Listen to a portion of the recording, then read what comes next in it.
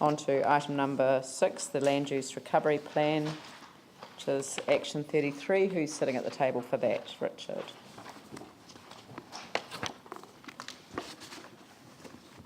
Has anyone got any questions for Richard or Terry?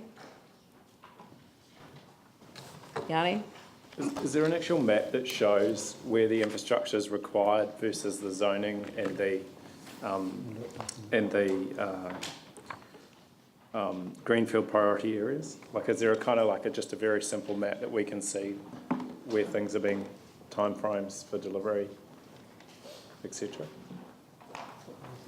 Through you, Madam Chair, we don't have one as part of this report, but that's probably something we could pull together for you. There's not one available at the moment, but we can look into that. I think the thing that concerns me, and this was raised with the strategy and planning report, is we spend millions of dollars, hundreds of millions on providing infrastructure to sections that are not on the market, that are not able for people to actually use.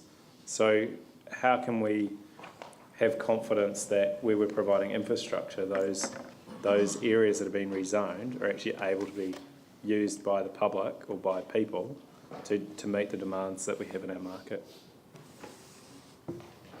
Yeah, well, at the moment, all of our infrastructure that we're working on are targeted at those areas that are identified in the LERP. There are some timeframes around some of those things, so we're actually infrastructure's being provided to the north for the Preston's development and to the southwest for a lot of the southwest area development. So that's where we're concentrating our effort, and as Richard said, we can probably come up with a high-level map to show you that information. Thing is, have government seen this report and are they okay with our approach? We've certainly put it together in collaboration with Sarah, so they're aware of it. They had the opportunity to review it, so yes. That was what I was going to ask, because that phrase, Christchurch City Council must amend local government act instruments, and I know it says to the extent necessary, but if you're giving us an assurance here today that Sarah's signed off on this and they're comfortable with the direction that we're taking? That's correct, Madam Chair, and also it's exactly the same direction that Waimak and Selwyn are taking on this, and Environment Canterbury as well. That's very comforting, thank you very much.